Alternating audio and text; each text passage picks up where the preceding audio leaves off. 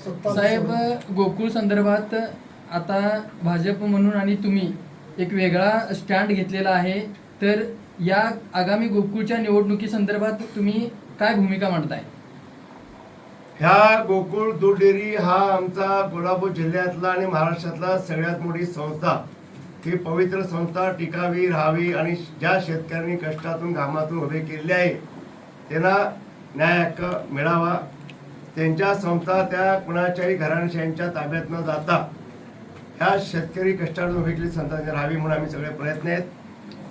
राज्याचे सक्षम आणि कर्तव्यदक्ष मुख्यमंत्री आदरणीय आमचे नेते, आमचं दैवत देवेंद्र फडणवीस साहेब याच्याकडे आम्हाला मनापासून त्यांचं सहकार्य असणार याच्यामध्ये, कारण त्यांना त्यांच्या लक्षात आणून दिलं आम्ही की हा कमीत कमी पूर्वी 3800 डेअऱ्या होत्या, आता 3700 नवीन डेअऱ्या झालेत. त्याच्यामध्ये 3700 नवीन डेअऱ्या करण्यामध्ये 3000 डेअरी फक्त महेश कदम या नावाचा DDR एका मंत्र्या महोदयांच्या सांगण्यावरती नेत्यावरती 3000 डेअऱ्या कशा मंजूर करू शकतो आणि त्याला एक गिफ्ट म्हणून परत त्यांना गोकुळला त्यांना शिफ्टिंग करून त्यांना गिफ्ट दिलेली आहे. त्याची चौकशी ईडी मार्फत व्हावी ह्या अधिवेशनात मुद्दे मांडेल, नाहीतर मी अमर भूषणला ह्या गोष्टीत मी बसणार आहे. ईडी मार्फत चौकशी यांची व्हावी. ह्या गोकुळमध्ये जो अधिकारी दोषी लागेल त्यांची सखोल चौकशी व्हावी, ईडी चौकशी व्हावी. याच्यामध्ये जर शासनाचे कुठले अधिकारी जर सहभाग असेल त्यांच्यावरती कठोर कारवाई व्हावी अशी मुख्यमंत्री साहेबांकडे उद्या मी मागणी करतोय. आणि त्याचबरोबर महेश कदम बरोबरच सुजय कदम हा प्रकाश पातारे मागावचे मुस्लिम साहेबांच्या गटाचे हरळी साखर कारखान्याचे चेअरमन, त्यांच्या प्रकाश पाताळेंच्या भाच्याला खास गिफ्ट म्हणून 400 डेअऱ्यांचा कोकणमध्ये सांभाळणाऱ्या माणसाला आणि जर एवढ्या मोठ्या डेअरीचं त्याला हे करून टाकले, त्याचं वय वर्ष 30 आणि संस्था त्याच्यात दिल्यानंतर त्याच्यावर जर उद्या कारवाई नाही आणि त्याने जर तिथून हटवलं नसेल किंवा त्याने कारवाई नाही झाली तर त्याची पण ईडी मार्फत चौकशी होऊन त्याच्या चौकशीला सामोरं त्याला जायला लागेल आणि ही चौकशी लावायला लागेल.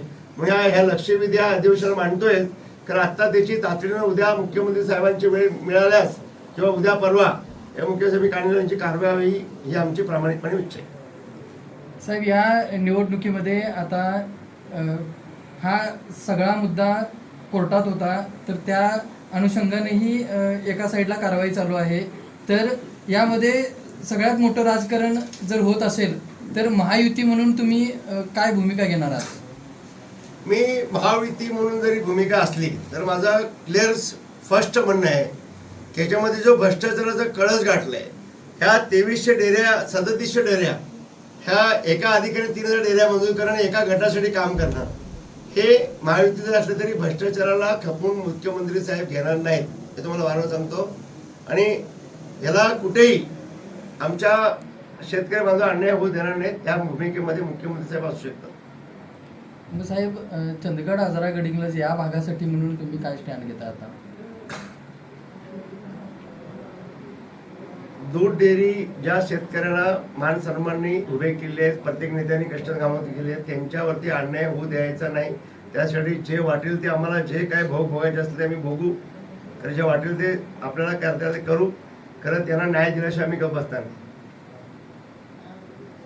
या निवडणुकीमध्ये तुम्ही क्लिअर स्टँड घेताय मुश्रीफांच्या विरोधात?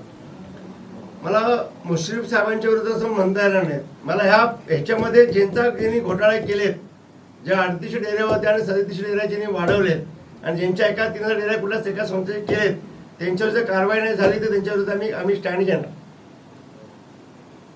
या डेअऱ्या कुठल्या भागात असं स्पेसिफिक आहेत की पूर्ण करवीर राधानगरी, बाकी कुठेच काय होत नाही आमच्याकडे. आम्हाला करवीर, राधानगरी आणि कागल हे तीनही दिग्गज हे गावं आणि संस्था त्यांच्या ताब्यात कायमस्वरूपी जर गेल्या तर आम्ही आमच्या इतर भागातली लोक, चंदगड असेल, आजरा असेल, गडनज असेल, इकडं उत्तूर असेल, बाकीचे भाग आम्ही कायमस्वरूपी आम्ही संपून जाऊ. आणि हे जर आपल्याला जर ही कायदेशीर कारवाई जर मुख्यमंत्री साहेबांनी जर मनातून नाही केली तर आम्ही सगळं आमचं रस्त्यावर येऊ. म्हणून हा आंदोलन पुढे हे सुरुवात उद्याच्या निकालावर बघणार, नाहीतर जन आंदोलन आम्ही उभे करून याला आम्ही जी परिस्थिती येईल ते आम्ही त्याला शेतकरी न्याय देण्याच्या भूमिकेत राहू. भाऊ 4 मेला गोकुळचे संचालक मंडळाची मुदत संपते. हं. तुम्ही तुमची ओळख संपूर्ण महाराष्ट्रावर अशी आहे की माननीय मुख्यमंत्र्यांच्या अगदी जवळचे तुम्ही आहात म्हणून. 4 मे नंतर इलेक्शनचा प्रोग्राम जाहीर होण्याची शक्यता आहे काय? गोकुळवर प्रशासक येण्याची शक्यता तुम्ही काय सांगाल? मी मुख्यमंत्री महोदय साहेबांच्या जवळ आहे असं बरोबर आहे, कारण साहेबांच्या जवळचे सगळेच आहेत. खरं प्रामाणिक काम करते असतेवेळी जवळच्यापेक्षा मी एवढंच सांगेन की गोकुळमध्ये 4 मेला निवडणुका होणं शक्य नाही आहे. याचं